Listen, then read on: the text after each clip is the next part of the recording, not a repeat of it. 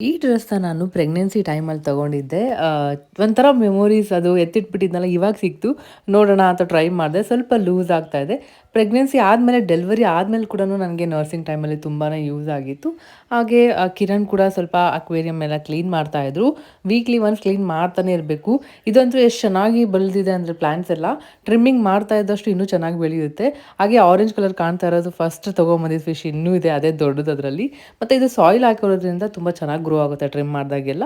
ಹಾಗೆ ಬೆಳಿಗ್ಗೆ ಚಪಾತಿ ಕೂಡ ಮಾಡಿದ್ದೆ ಮತ್ತು ಕಾಳೆಲ್ಲ ಇತ್ತು. ಸೊ ಅದರಿಂದ ಪಲ್ಯ ಕೂಡ ಮಾಡಿದ್ದೆ ಮೊಳಕೆ ಕಾಳ್ದು. ಮಧ್ಯಾಹ್ನಕ್ಕೆ ಅಂತ ರಾಯ್ತ ಮಾಡಿದ್ದೆ, ಪಲಾವ್ ಮಾಡಿದ್ದೆ. ಕಿರಣ್ ಕೂಡ ವರ್ಕ್ ಮಾಡ್ಕೊಂಡು ಬ್ಯುಸಿ ಇದ್ದರು. ಯಾನಾಗಿ ಮಲಗಿಸ್ಬಿಟ್ಟೆ. ಅವಳು ಇನ್ನೇನು ಎದ್ದೋಳೋ ಟೈಮಲ್ಲೇ ಅಮ್ಮ ಮತ್ತು ತಂಗಿ ತಮ್ಮ ಎಲ್ಲ ಬಂದರು. ಸ್ವಲ್ಪ ಮನೆ ಕೆಲಸ ಇದೆ ಅಂತ ಎಲ್ಲ. ಸೊ ಅದಕ್ಕೆ ಇವಳು ಆ್ಯಕ್ಟಿಂಗ್ ಸ್ಟಾರ್ಟಿಂದ ಬಂದರು ಅನ್ನೋ ಟೈಮ್ಗೆ ಅದೊಂದು ಖುಷಿ. ಅವ್ರು ಬರೋಷ್ಗೆ ಪ್ರಾಪರ್ ನಿದ್ದೆ ಆಗಿಬಿಟ್ಟಿದೆ. ಆ್ಯಕ್ಟಿವ್ ಇರ್ತಾಳೆ, ಇಲ್ಲಾಂದರೆ ನನ್ನ ಕಚ್ಕೊಂಡೇ ಎದ್ಬಿಟ್ಟಿರ್ತಾಳೆ. ಸೊ ಫುಲ್ ವೀಡಿಯೋನ ನಾನು ಯೂಟ್ಯೂಬಲ್ಲಿ ಶೇರ್ ಮಾಡಿರ್ತೀನಿ. ಈ ವಿಡಿಯೋ ಇಷ್ಟ ಆದರೆ ಲೈಕ್ ಮಾಡೋದನ್ನ ಮರಿಬೇಡಿ.